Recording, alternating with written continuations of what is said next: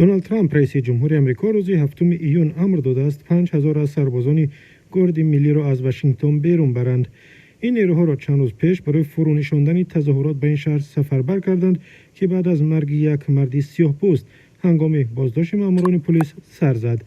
بنا به گزارش صدای آمریکا، دونالد ترامپ گفته است از بس که وضع در پایتخت کشور به طور عالی تحت نظارت است، ضرورت به کمک سربازان گارد ملی وجود ندارد.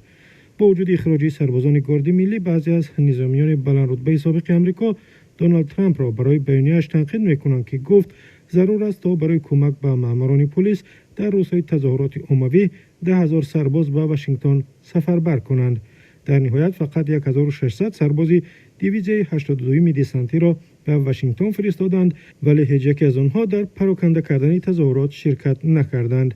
عین زمان مقامات شهر نیویورک قیود شبگردی را که بعد تظاهرات آلوده به خشونت اعلان شد لغو کردند. بیل دبلازیو رئیس شهر نیویورک در توییتر نوشت: ما قیود شبگردی را میبرداریم و قرار مذکور بلافاصله حکم اجرا میگیرد. دیروز و امروز ما نیویورک را در بهترین شکلش دیدیم. پایان اقتباس. قیود شبگردی در نیویورک بعد از آن اعلان شد که تظاهرات به ضد نژاد پرستی و مرگ جورج فلوید به برخورد با ماموران پلیس و زورآوری کشید.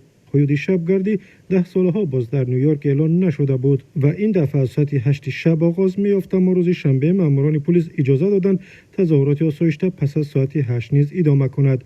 قرار بود قیود شبگردی تا روز یک شنبه باشد. در پاسخ به بیانیه رئیس شهر نیویورک، ده‌ها کاربران توییتر خواستند که بیل دبلازیو استعفا بدهد، چون به عقیده آنها شهرداری برای محافظت تظاهرگران به قدری کافی سعی و کوشش نکرد و نتوانست معلوم کند که کی تظاهرات را به خشونت و زورآوری رساند.